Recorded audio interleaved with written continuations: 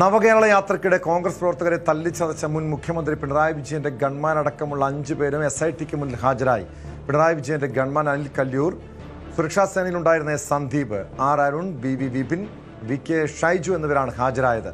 താൻ വേട്ടയാടപ്പെട്ടുവെന്ന് അനിൽ കല്യൂർ പ്രതികരിച്ചു.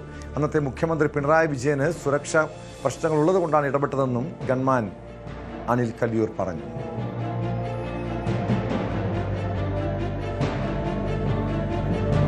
ശരണ്യ സ്നേഹജൻ ചേരുന്നുണ്ട് ആലപ്പുഴയിൽ നിന്നും വിവരങ്ങളുമായി.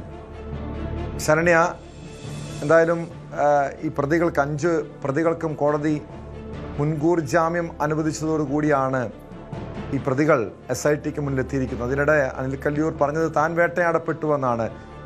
മുൻ മുഖ്യമന്ത്രിയുടെ, അന്നത്തെ മുഖ്യമന്ത്രിയായിരുന്ന പിണറായി വിജയന് സുരക്ഷാ പ്രശ്നങ്ങൾ ഉള്ളതുകൊണ്ട് ഇടപെട്ടുവെന്നാണ്. പക്ഷേ അവിടെ മറ്റു പോലീസ് ഉദ്യോഗസ്ഥരുണ്ടായിരുന്നു.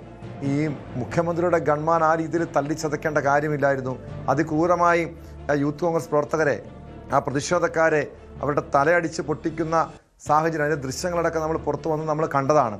അങ്ങനെ അത്രയും മൃഗീയമായി ക്രൂരമായി ആ ഗൺമാന്മാർക്ക് ഈ പ്രതിഷേധക്കാരെ തല്ലിച്ചതയ്ക്കേണ്ട കാര്യമുണ്ടായിരുന്നുവെന്ന് പൊതുസമൂഹം പോലും ചോദിക്കുന്നുമുണ്ട്. എന്തായാലും ഈ ചോദ്യം ചെയ്യൽ നടപടികൾ ആരംഭിച്ചിട്ടുണ്ടോ? 5 പേരും മറ്റെന്തെങ്കിലും ഈ ചോദ്യം ചെയ്യലുമായി ബന്ധപ്പെട്ട മറ്റെന്തെങ്കിലും വിവരങ്ങൾ ലഭ്യമായിട്ടുണ്ടോ ശരണ്യ?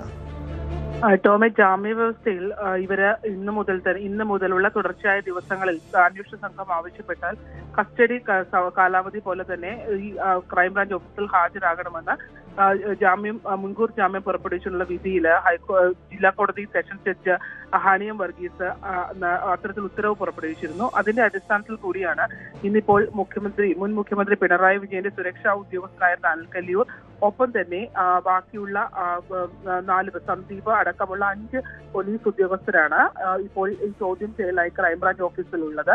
ഇവരുടെ അറസ്റ്റ് രേഖപ്പെടുത്തിയിട്ടുണ്ട്. അതോടൊപ്പം തന്നെ ഇവരുടെ നിലവിലത്തെ ഒരു സാഹചര്യം എന്ന് പറയുന്നത്, ഈ കേസിൽ SITയുടെ അന്വേഷണ ചുമതലയുള്ളത് SP ഷൗക്കത്ത് അലിയാണ്. അദ്ദേഹത്തിന്റെ നേതൃത്വത്തിലാണ് ഈ വിഷയത്തിൽ ഇവരെ ചോദ്യം ചെയ്തുകൊണ്ടിരിക്കുന്നത്. സെപ്പറേറ്റ് ആയിട്ട് ഓരോരുത്തരെയും ചോദ്യം ചെയ്ത് വരികയാണ്.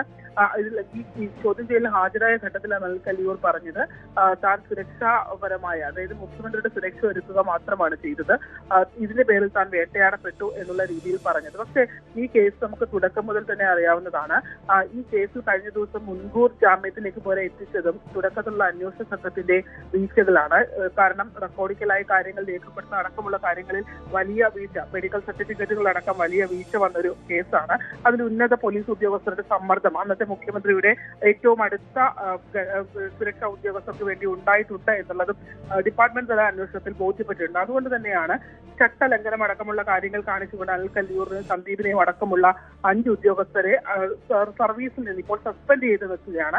പക്ഷേ കഴിഞ്ഞ ദിവസം കോടതി മുൻകൂർ ജാമ്യം ഇവർക്ക് നൽകുന്നതുമായി ബന്ധപ്പെട്ട പറഞ്ഞ കാര്യങ്ങളിൽ ഒന്ന് പ്രധാനപ്പെട്ടത്, ഇവരുടെ 308 എന്നുള്ള വകുപ്പ് ചുമത്തുന്നതിൽ അന്വേഷണ സംഘം തിടുക്കം കാണിച്ചു. അതിൽ അന്വേഷണ സംഘം തിടുക്കം കാണിക്കാൻ കാരണം അന്ന് വൈകിട്ടാണ് മെഡിക്കൽ റിപ്പോർട്ട് ലഭ്യമാകുന്നത്. മെഡിക്കൽ റിപ്പോർട്ട് ലഭ്യമാകുന്നതിന് മുൻപ് രാവിലെ തന്നെ അന്വേഷണ സംഘം ഈ വകുപ്പുകൾ ചുമത്തി എന്നുള്ളതാണ് വ്യക്തമാക്കുന്നത്.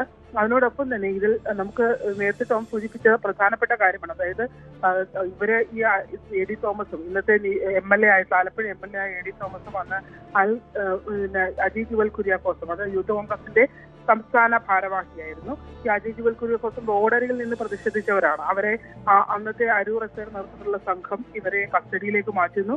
ചെറുപ്പക്കാർ കസ്റ്റഡിയിലേക്ക് മാറിയ ശേഷമായിരുന്നു ഈ വാഹനം നിർത്തി ഇവര് പുറത്തേക്ക് ഇറങ്ങി വന്ന് ഈ അകാരണമായ രീതിയിൽ ഇവരെ മർദ്ദിച്ചത്. പക്ഷെ അതിന് ഇന്നും അനിൽ കല്യൂർ പറഞ്ഞത് മുഖ്യമന്ത്രിയുടെ സുരക്ഷയ്ക്ക് വീഴ്ച ഉണ്ടായിരുന്നു എന്നുള്ള റിപ്പോർട്ട് ഉണ്ട് എന്നുള്ള ഉൾപ്പെടെയുള്ള കാര്യങ്ങളാണ് അവർ വ്യക്തമാക്കിക്കൊണ്ടിരിക്കുന്നത്. ഇനി അന്നത്തെ കാലഘട്ടത്തിൽ മുഖ്യമന്ത്രി ഈ കേസ് അന്വേഷണവുമായി ബന്ധപ്പെട്ട മറ്റ് ഓഫീസുകൾ, ഉന്നത പോലീസ് ഉദ്യോഗസ്ഥർ ഇടപെട്ടു എന്ന് പറയുന്നു. തീർച്ചയായും അതിനു വേണ്ടിയുള്ള സാഹചര്യങ്ങളൊക്കെ ഈ കേസുമായി ബന്ധപ്പെട്ട് വന്നാൽ അതിനുവേണ്ടിയുള്ള സാഹചര്യങ്ങളൊക്കെ ഒരുക്കിയിട്ടുണ്ടാകും. അതിന്റെയൊക്കെ ബലത്തിൽ കൂടിയായിരിക്കും ഒരുപക്ഷെ ഇവർ ഇങ്ങനെ പറയുന്നത്. പക്ഷെ ഈ കേസിന്റെ തുടക്കം മുതലുള്ള ഫ്രെയിമിങ്ങിൽ വന്ന പ്രശ്നങ്ങൾ ഉൾപ്പെടെ ഇവർക്ക് ജാമ്യം കിട്ടാനായി കാരണമായി എന്നുള്ളതാണ്. വീണ കിടന്ന അജയ് ജുവൽ കുര്യാക്കോസിനെയും അതുപോലെ തന്നെ തോമസിന്റെയാണ് തല അടിച്ച് പൊട്ടിക്കുന്ന ഒരു സാഹചര്യം ഉണ്ടായത്. അതും നിരായുധരായി വീണ് കിടന്ന ചെറുപ്പക്കാരെയാണ് ലാത്തി ഉപയോഗിച്ച് മർദ്ദിച്ചത്. ഇപ്പൊ അത്തരം കാര്യങ്ങളിലൊക്കെ കോടതിയിൽ നിന്ന് മുൻകൂർ ജാമ്യം കിട്ടിയാലും അന്വേഷണ സംഘത്തിന് മുന്നിൽ ഇവർ കൃത്യമായി വിശദീകരിക്കേണ്ടി വരും. കാരണം ലാത്തി എന്നത് ഇവരുടെ ഒരു ഇവര് ഉപയോഗിക്കേണ്ട സുരക്ഷാ വസ്തുക്കൾ ഉണ്ടായിരുന്നതല്ല എന്നുള്ളതാണ്.